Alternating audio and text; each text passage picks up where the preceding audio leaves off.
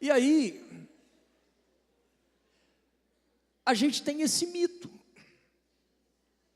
E presta atenção, muitas vezes nós, pastores, alimentamos esse mito na vida do povo. Por exemplo, tem gente que pensa que na casa do pastor, o pastor vai dormir, ou na casa dele é como se tivesse uma melodia celestial, 24 horas.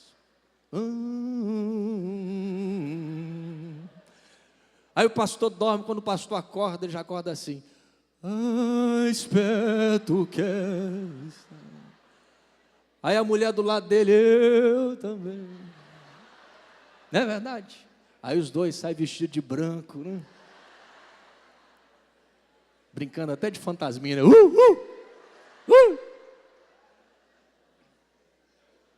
Não é verdade?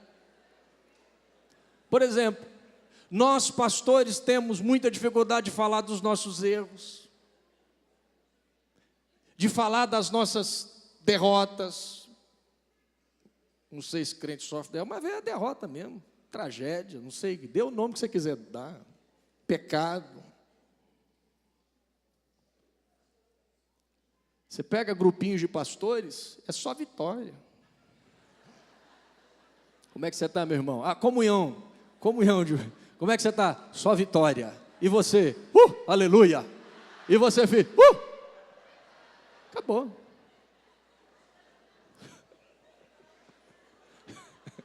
É a comunhão. Somos corpo. É verdade? Aí o membro está sentado, o membro pensa assim, meu Deus, eu sou um miserável mesmo. Esse cara é bom, esse cara não tem problema em casa, esse cara é o cara. Eu não. Eu estou lá com a minha mulher, estou lá com problema com meu filho. Meu pastor é sempre imbatível na fé. É um homem que só tem vitórias, sucessos. Todas as vezes que pega o microfone. Aí nós vamos passando para os outros o mito do pastor perfeito. A gente até coloca umas cadeirinhas separadas para nós, para ficar assim. Né, irmão? Então, idealizar e mistificar o pastor como sendo ele a voz de Deus na terra, uma pessoa sempre madura, ética, bem resolvida, do ponto de vista emocional, espiritual, tudo favorece o abuso. Presta atenção aqui, os pastores, os líderes aqui. Você quer fugir do abuso? Seja mais gente. Seja mais humano. Eu não estou dizendo que você tem que falar das suas falhas e erros para todo mundo, mas a gente precisa falar de alguma coisa. Está entendendo, irmãos? Porque se a gente só posta assim a gente não aguenta essa carga. Eu vi de um psiquiatra, ele diz assim, que ele tem uma técnica que ele consegue arrancar em pouco tempo qualquer coisa que ele queira da pessoa. Ele diz, eu consigo tirar do ser humano, sem que ele tenha vergonha de falar para mim. Eu tenho uma abordagem para isso. Ele falou, a abordagem é simples. Eu já começo a consulta e conto de alguma coisa, alguma fraqueza, alguma dor, alguma história, algum trauma que eu passei. Eu me humanizo. Aí o outro olha e fala, bom, se ele é gente como eu também posso falar de mim para ele.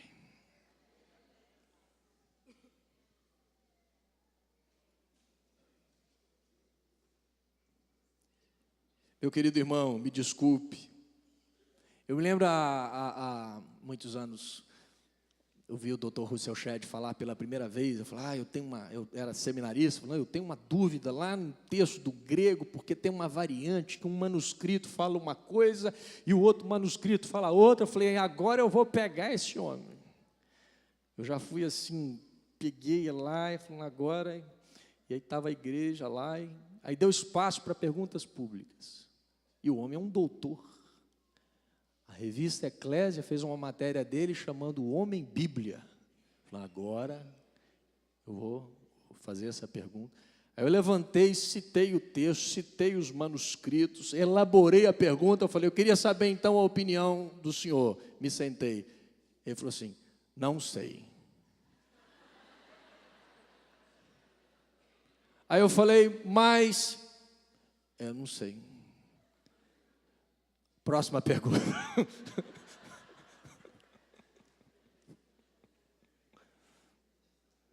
Eu falei, caramba.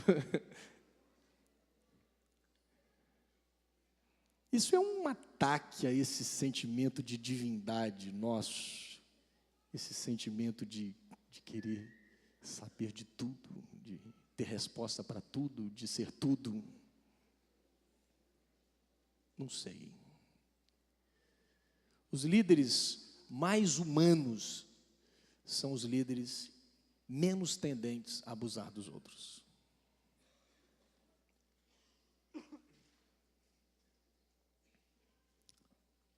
Outra distorção teológica é o líder inquestionável. O pastor está tão divinizado que discordar dele é discordar da voz de Deus. Para os abusadores, pastorear é uma forma de confinar pessoas a um relacionamento em que um cristão obedece a outro sem questionar. Então, pastorear, na visão de um abusador, é uma relação em que alguém me obedece sem o direito de questionar. Essa é uma distorção que favorece o abuso. Você imagine um filho que não pode perguntar ao pai. Irmãos, tem uma obreira aqui, acho que eu nunca falei isso para ela, quer dizer, eu acho que eu já falei com ela, que eu acho legal isso, a Cristina, que trabalha conosco lá. A Cristina tem uma característica que ela tem uma facilidade de discordar de mim, que é uma coisa interessante. A gente está conversando, não, pai, não concordo com isso não. Mas eu sei que ela me ama. Mas é uma discordância em amor. Primeiro, eu não sou Deus. Aliás, o líder precisa de gente que mostre para ele outros caminhos. Porque senão esse troço vai tomando conta da gente, irmãos.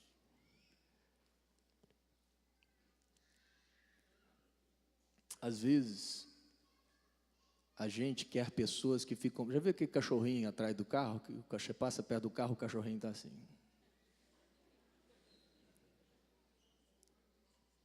O que você acha disso, meu filho? E daquilo? Você não discorda de nada, não?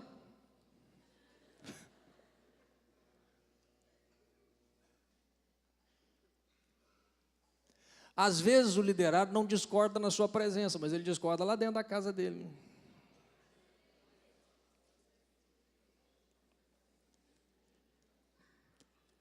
Fuxica com um, mas você não conhece ele, você não dá oportunidade para ele se expressar.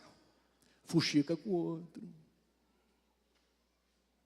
É melhor se você desse a oportunidade a ele para ele te falar o que ele pensa, em amor. Mas quando um líder se fecha e acredita que qualquer questionamento é um ato de rebelião, então as pessoas vão se calar. E aí eu acredito que isso é uma preparação para rachas no futuro, para divisões que vão acontecer de modo inesperado. Outra distorção é a palavra do pastor equiparada à palavra divina. A opinião do membro não é mais respeitada. O indivíduo se vê dilacerado em sua liberdade dada por Deus. A grave consequência disso é que as pessoas sujeitadas não desenvolvem autonomia e nem mesmo responsabilidade pelas próprias escolhas. Aliás, muitas pessoas assim nem têm recurso para poder escolher. Então, o líder está tão divinizado que se ele fala A, é Deus que falou A. Fala B, Deus falou B. Ou seja, o conselho tem equivalência à palavra divina. A palavra do líder tem equivalência a uma inspiração divina. Na verdade, a palavra de um líder é um discernimento possível, uma sugestão, uma opinião, uma sabedoria adquirida com o tempo. Se você acredita que a sua palavra, o que você diz, tem o mesmo peso da voz de Deus, então isso é uma distorção, porque todos nós somos suscetíveis a errar. Outra distorção é o crescimento como justificativa do abuso. Muitos líderes com o crescimento do rebanho se tornam abusadores. Acham que se Deus está abençoando, o seu comportamento então está justificado. Então, é como se o crescimento do trabalho justificasse o abuso. É uma outra distorção. Quando eu fiz a pesquisa sobre religiosidade, caráter e sobre abuso, por exemplo, eu descobri que a igreja do reverendo Jim Jones, que conseguiu assassinar 1.000 pessoas, ela chegou a ter cerca de 20.000 membros. 20.000 membros. Tamanha a capacidade carismática daquele líder. Mas era um líder louco. 20.000 pessoas. Nem tudo que cresce está sendo bom. Por exemplo, um câncer cresce para a morte. O Eugênio Peterson pergunta: crescimento espiritual ou câncer religioso? Tem que saber se é um crescimento espiritual ou se é um crescimento cancerígeno, que está crescendo e está matando, está crescendo e está ceifando vidas. Já estou terminando, tá, gente? E a igreja mais importante que a família.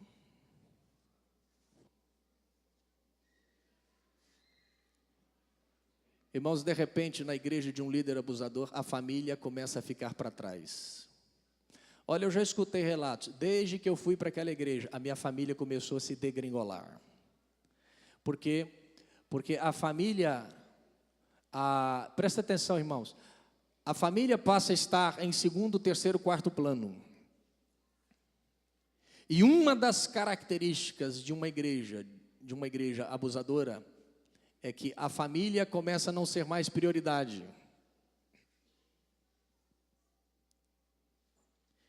E a igreja passa a ser mais importante que a família. Deixa eu dizer uma coisa para vocês. Deus criou primeiro a família em Gênesis capítulo 3, depois a igreja. E Paulo orientou a Timóteo que o bispo tem que primeiro cuida da família, depois da igreja. Quantas vezes você coloca alguém para cuidar de um cargo e a família está destruída? Deixa o cargo, vai cuidar da família, que é o seu primeiro ministério, e depois volta para o seu cargo.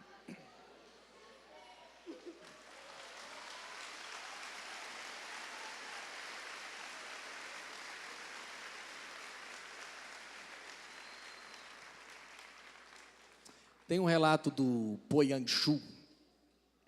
O Po Yang-shu, eu recebi um e-mail escrito assim: Po Yang-shu quase se divorcia. Aí eu fui ler o e-mail, era um relato do livro do Po Yang-Shu. Eu não me lembro o livro dele que ele escreveu, a pessoa colocando o relato do Po Yang-Shu. Ele escreve nesse livro, o Po Yang-Shu, que quando a igreja da Coreia estava crescendo muito, a sua esposa estava em depressão. A igreja crescendo, a esposa em depressão. Ele pensou, isso é o diabo. O diabo está agindo e orava. Um dia a sogra dele chegou para ele e falou assim, você não é um bom marido para minha esposa. Aí ele pensou, é o diabo mesmo. O diabo se levantou, está usando minha sogra. Porque a igreja está crescendo. Na Coreia, se não me engano, era mais de 1 milhão de pessoas ao ano se convertendo. E ele era o grande pivô deste avivamento na Coreia. Mas esse homem de Deus foi orar. E Deus mostrou para ele que as suas prioridades estavam todas erradas. E ele fala então da revisão que ele fez nas prioridades dele. Ele diz assim, em primeiro lugar, Deus falou com ele. Em primeiro lugar, Deus, me busque. E Deus falou para ele assim, em segundo lugar, cuide da sua vida. Ore, se fortaleça. Cuide da sua vida espiritual, cuide da sua vida emocional. Sabe por quê? Porque se você não cuidar de você, quem é que vai cuidar dos outros?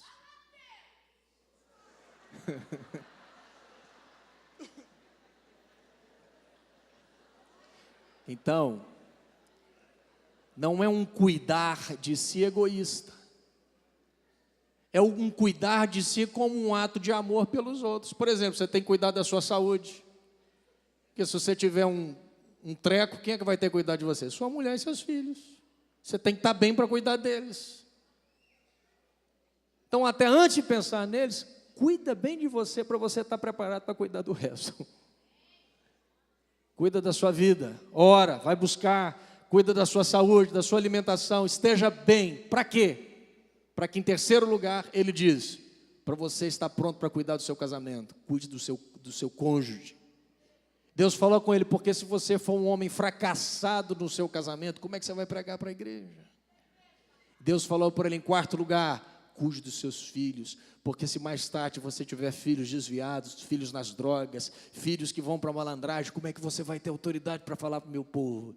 E Deus falou com ele, então depois de você cuidar de mim primeiro, cuide de você, da sua esposa, dos seus filhos, depois disso então, cuide da igreja.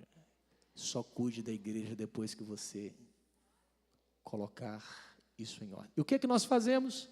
Colocamos em primeiro lugar a igreja. E a gente confunde igreja com Deus.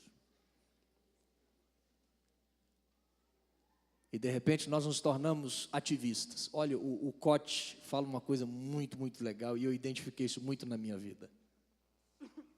Você sabia que muitos de nós que viemos para a igreja, antigamente tínhamos vícios. Vícios frutos de carência. Tinha gente que veio das drogas, da cachaça. A igreja não admite esses vícios. Então a pessoa tem um vazio.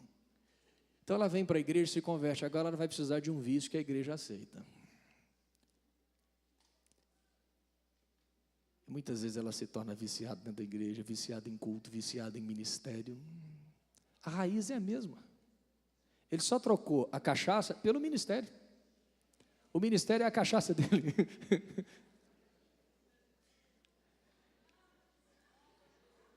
Ele desloca o vício dele para um vício gospel, um vício que a igreja vai achar bonito. Meus irmãos, uma coisa que eu acredito é que tudo que é exagerado, desconfie. Tudo que é exagerado, desconfie. Às vezes tem coisa que você vê que está demais. Está desequilibrado. Você pode ter seu tempo com Deus, você pode ter seu tempo para você, você pode ter seu tempo para o seu cônjuge, você pode ter seu tempo com seus filhos, você pode ter seu tempo para a sua igreja, para aquilo que Deus te chamou para fazer, e a sua vida caminha de modo equilibrado. Mas quando você começa a desequilibrar, aí vai aparecer o sinal. É o filho carente de pai, a esposa que começa a entrar em crise. Por que grandes líderes perdem seus casamentos? Perdem filhos. Olha, irmãos, grandes líderes, o filho quando cresce parte para a homossexualidade. Por quê? O ministério cresce, o casamento está falido, viciado. Tudo isso é de maneira errada. Olha para o seu vizinho do lado e diga para ele assim: qualquer sucesso na vida, ou qualquer sucesso ministerial, em detrimento da família, não é sucesso, é fracasso.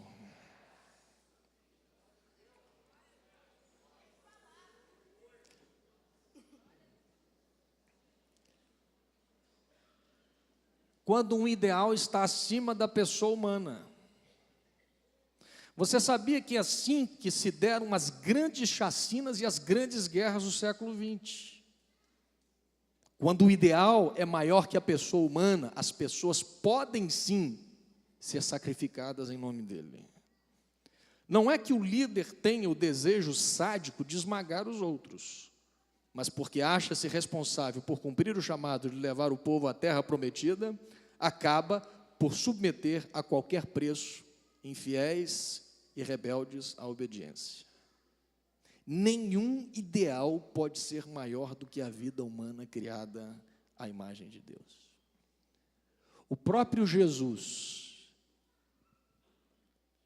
ele chegava para curar alguém, aí o fariseu falava assim: não, hoje é sábado, nós temos aqui uma regra. Aí Jesus: nenhuma regra é maior que o ser humano. O sábado, o homem não foi feito para o sábado, mas o sábado foi feito para o homem.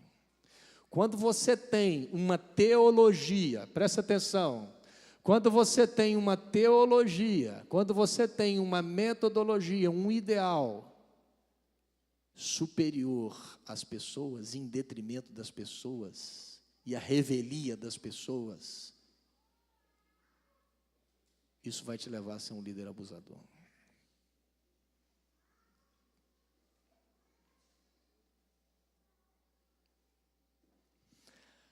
As consequências do abuso. Primeiro, olha aí, a primeira consequência do abuso é a aversão completa à igreja de Cristo.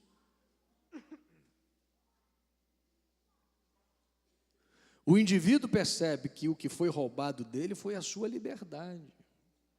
Tem gente que foi lesado na família, lesado materialmente, emocionalmente.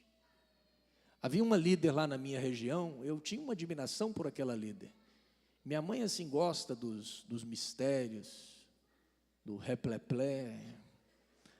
Minha mãe me falou que eu fiquei tão triste e revoltado com aquela líder. E minha mãe me disse isso chorando, que essa líder veio com um carro e chegou para ela e disse assim: tá vendo, Beth? Eu estou com esse carro aqui, mas você sabe que Deus me falou que era você que ia me dar esse carro. Eu falei: ela teve coragem de dizer isso? Teve. E minha mãe me disse isso aos prantos. Eu falei: ela não é uma líder, ela é uma feiticeira.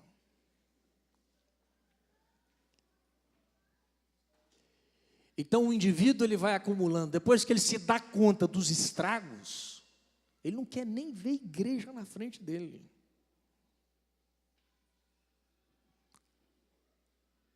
Profunda revolta contra Deus, porque ele acha de algum modo que ele foi lesado por Deus. A perda da fé. Uma pessoa que foi abusada disse: faz 10 meses que não abro a Bíblia. E quando vejo pastores pregando na televisão, sinto vontade de vomitar. É o relato de alguém abusado.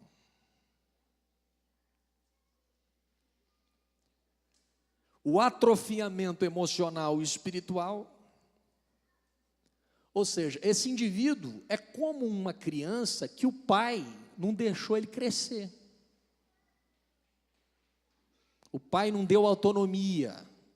O pai não ensinou ele a ouvir a voz de Deus. O que o Espírito Santo está te falando? O que você sente?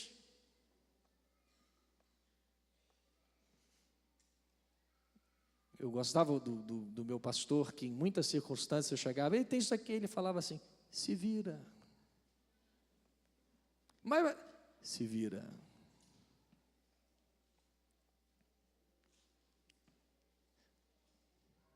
Às vezes o filho precisa errar para aprender, não é assim? A educação erra para aprender. Então, o indivíduo abusado, então ele atrofia, ele não cresce. Está atrofiado. Atrofiado é algo que parou. Não foi usado, está atrofiado. Problemas familiares. Então a pessoa começa a sofrer consequências na família. De repente, filhos que são abandonados, o casamento começa a degringolar.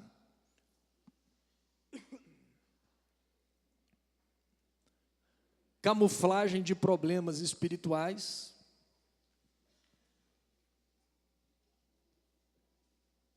A igreja é um lugar fantástico como uma ferramenta de cura. Mas a gente precisa tomar cuidado porque a alma humana ela é muito sagaz. Por exemplo, eu citei aqui a parábola do pródigo.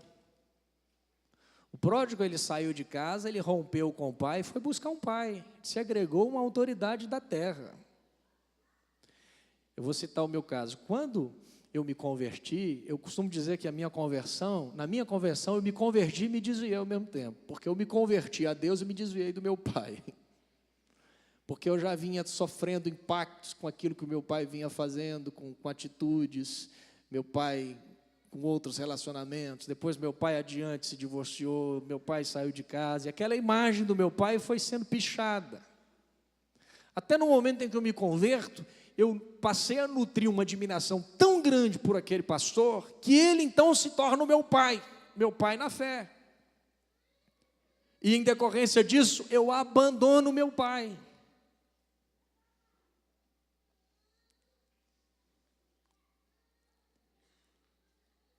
Muitas vezes essa paternidade, ela pode ser positiva, mas ela pode esconder um problema mais sério, mais complexo, de um filho pródigo que saiu de casa e que precisa voltar para casa e se reconciliar com seu pai ou com a sua mãe.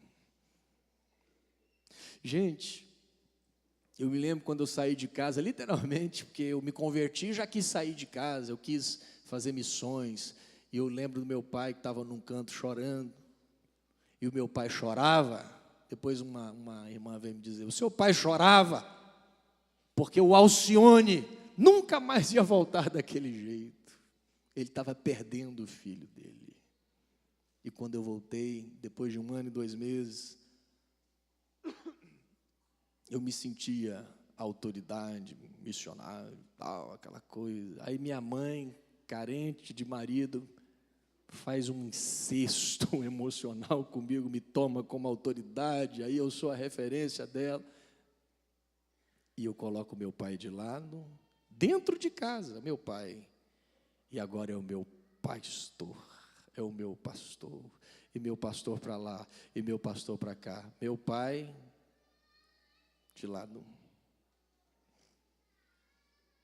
Um dia eu orava, e eu abri a Bíblia lá em Isaías 53, falando do Messias humilhado, desprezado. Esse texto não tem nada a ver com isso, mas Deus falou comigo assim, você fez isso com seu pai.